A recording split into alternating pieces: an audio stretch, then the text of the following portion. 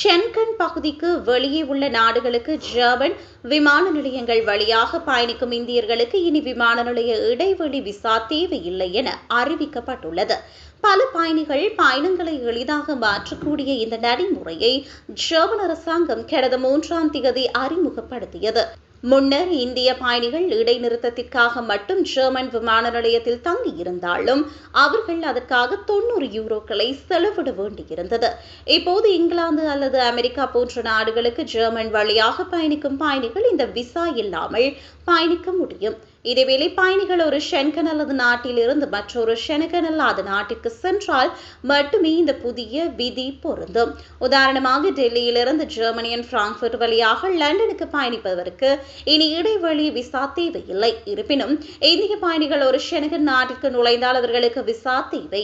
உதாரணமாக டெல்லியிலிருந்து ஜெர்மன் வழியாக பெர்லின் அல்லது பாரிஸுக்கு செல்வதற்கு முறையான இடைவெளி விசா தேவைப்படும். அத்துடன் விசா இல்லாமல் உங்களால் 24 மணி நேரம் மட்டும் விமான நிலையத்தில் தங்க முடியும். பிராங்க்ஃபர்ட், முனிச், ஹாம்பர்க், டுசெல்டார்ஃப் மற்றும் பெர்லின், பிராண்டன்பர்க் விமான நிலையம் உள்ளிட்ட சர்வதேச போக்குவரத்து பகுதிகளை கொண்ட ஜெர்மன் நிலையங்களில் மட்டுமே இந்த விதி செல்லுபடியாகும். அத்துடன் பயணிகள் தங்களது பயணத்திற்கு முன்பாக விமான நிலைய போக்குவரத்து திறந்திருக்கும் நேரங்களை சரிபார்த்துக் கொள்ளுமாறு அறிவுறுத்தப்படுகின்றனர்.